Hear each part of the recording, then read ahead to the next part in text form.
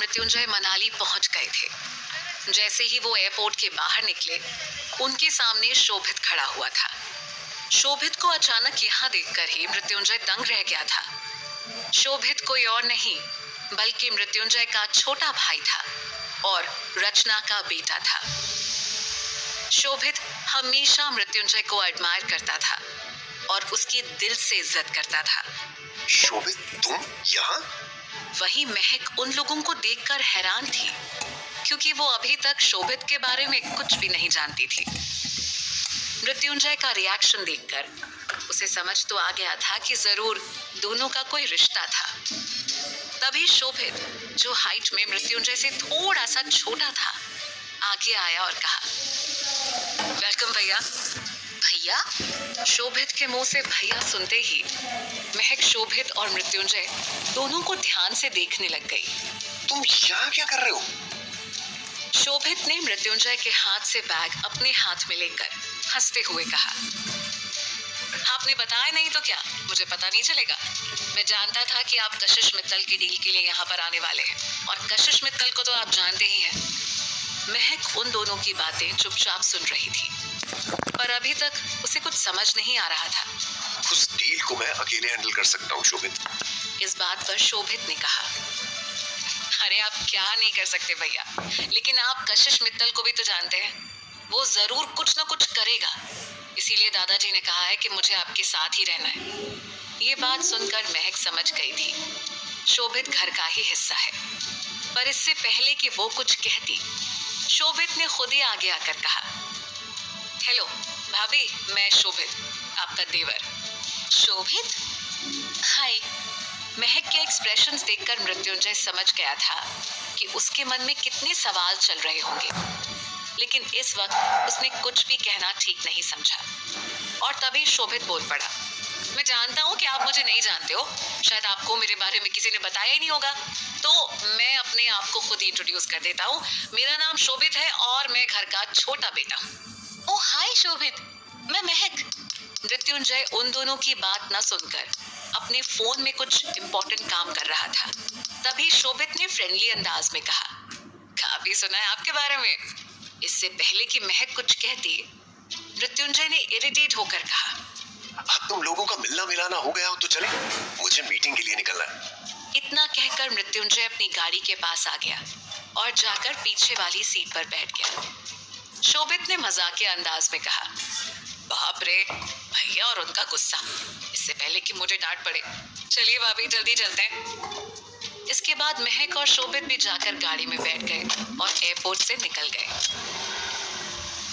अजीब बात है, मुझे घर पर किसी ने शोभित के बारे में नहीं बताया, यहाँ तक कि मृत्युंजय ने भी।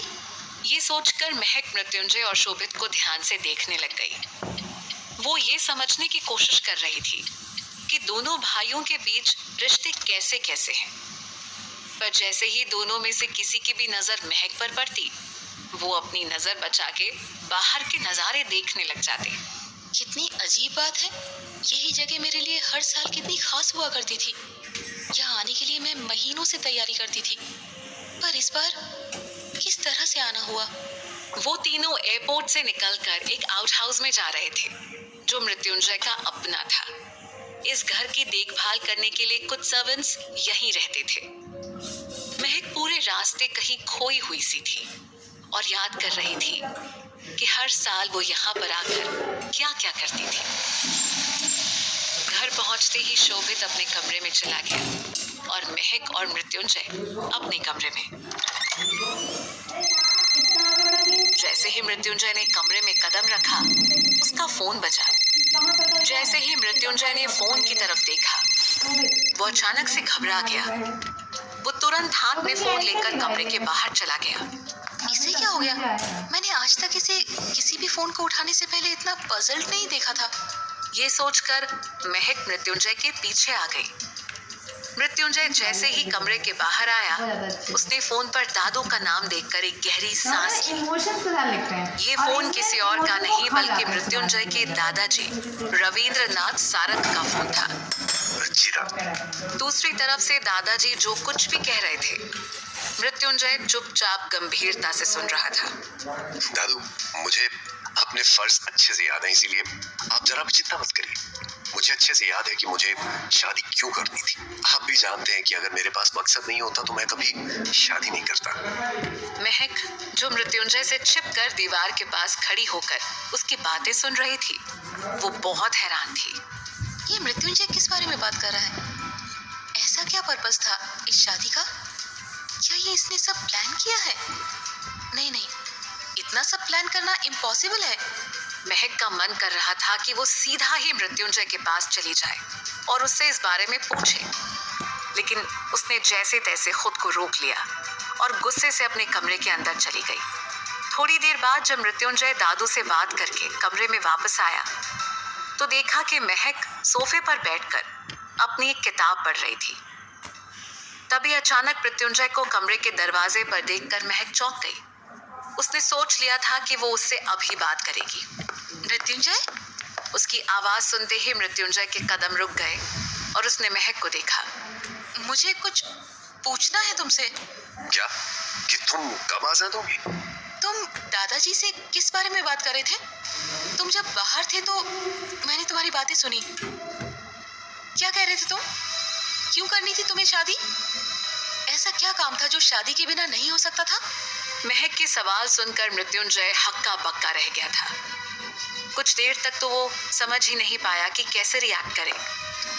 वो 2 कदम महक के पास आया और छोटी आंखें करके उसे घूरते हुए कहा, तुम छुप कर मेरी बात सुन रही थी, तो अब ये भी करने लगी तुम? ये जरूरी नहीं है। जरूरी ये है कि ऐसा कौन सा मकसद है जिसे पूरा करने के लिए तुम हमारी शादी का सहारा ले रहे हो और मुझे पता भी नहीं है।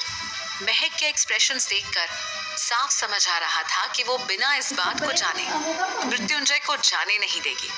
मेरी बातों से तुम्हें इतना मतलब नहीं होना चाहिए। मैं दादू से क्या बात कर रहा था क्या नहीं, ये मैं तुम्हें बताना जरूरी नहीं समझता।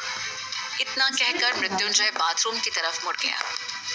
महक उसे रोककर फिर से सवाल करने वाली थी, पर उससे पहले मृत्युंजय ने अचानक से मुड़कर कहा, और तुम्हें तो कल अनाथालय जाना है ना, तो तुम उसकी तैयारी करो, इन सब बातों पर ध्यान। इतना कहकर मृत्युंजय वहां से बाथरूम चला गया और महक गुस्से में तनतनाकर वहीं बैठ गई। ये आदमी का खड़ूस क्यों है? जब खुद मेरा पीछा करते हुए मार्केट तक आ जाता है तब कुछ नहीं, लेकिन अगर मैंने एक सवाल कर लिया तो मिर्च लग जाती है साहब को।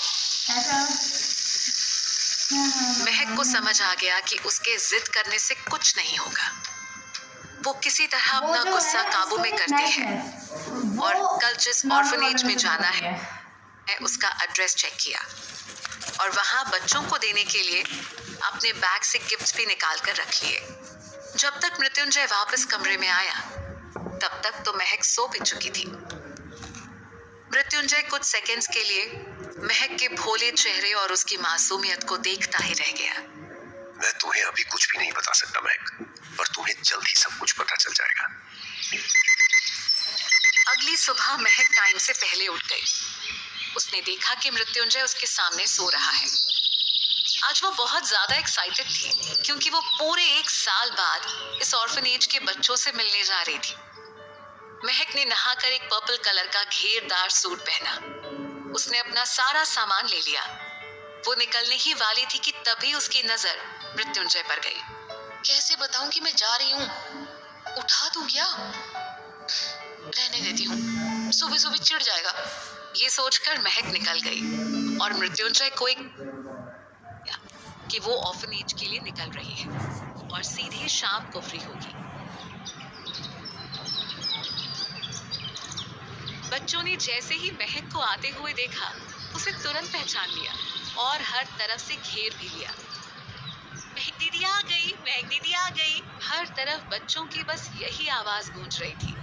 तभी एक 10 साल की मासूम बच्ची ने कहा, दीदी हर साल की तरह इस साल भी आप हमें 10 दिन तक डांस सिखाओगी ना? इससे पहले कि महक इस सवाल का जवाब देती, एक दूसरे बच्चे ने कहा, अरे नहीं, इस बार तो दीदी 15 दिन के लिए आई है। उन्होंने पिछले साल ही प्रॉमिस किया था। महक को समझ नहीं आ रहा था कि वो कैसे रिएक्ट करे। अरे शांत हो जाओ बच्चों। अभी दीदी को खुद भी नहीं पता कि वो कितने दिन के लिए आई है, पर हम जितने भी दिन साथ हैं बहुत मजे से डांस करेंगे, है ना? इतना कहकर महक ने खुशी से अपना हाथ आगे बढ़ा दिया, जिस पर सभी बच्चों ने अपने हाथ रख दिए और चिल्लाकर बोले, ये बहुत मजा आएगा। बच्चों के साथ गपशप, मस्ती और डांस के बीच दिन कब ढल गया महक को पता ही नहीं चला। यहाँ मृत्युंजय ने सोचा कि वो ऑफिस से फ्री होने के बाद महक को पिक कर लेगा और इसीलिए वो शाम को ऑर्फनेज पहुंच गया। जैसे ही ओपन एरिया के पास वो पहुंचा, उसने महक को डांस करते हुए देखा और उसकी नजरें महक पर ठहर सी गईं। महक अपनी घेरदार कुर्ती में चक्कर ले रही थी और उसकी उड़ती जुल्फों के साथ मृत्युंजय भी कुछ सेकंड्स के लिए कहीं खो सा गया था। डांस के वक्त जो खुशी महक के चेहरे पर थी, वो उसे और भी ज्यादा खूबसूरत बना रही थी। चक्कर लेते समय अचानक महक की नजर मृत्युंजय पर पड़ी और वो हड़बड़ा कर रुक गई। तुम ऐसे क्या देख रहे हो? उसकी तेज आवाज सुनकर मृत्युंजय अचानक अपने ख्यालों से बाहर आया और नजरें चुराने लग गया। उसे समझ नहीं आ रहा था कि वो कैसे बचे। वो बच्चे काफी अच्छा डांस कर रहे हैं, तो मैं उन्हें देख रहा था। उसकी लड़खड़ाती जुबान देखकर महक समझ गई थी कि वो झूठ बोल रहा था, पर वो आगे कुछ कहना नहीं चाहती थी। उसने बच्चों को बाय कहकर कल आने का वादा किया और मृत्युंजय के साथ वहां से निकल गई। ओपन एरिया से कुछ दूर पर गाड़ी खड़ी थी और वहां तक दोनों वॉक करके जा रहे थे। मृत्युंजय बार बार महक को चोर नजरों से देखने की कोशिश कर रहा था। मुझे महक से बात करनी चाहिए, सोचते हुए मृत्युंजय गाड़ी तक तो पहुंच गया, लेकिन जैसे ही उसका दरवाजा खोलने वाला था, उसने कहा, मुझे तुमसे कुछ कहना। हम मनाली से घर नहीं, कहीं और जाने वाले। आखिर कहाँ जाने की बात कर रहा था मृत्युंजय? क्या मकसद था उसका इस शादी के पीछे?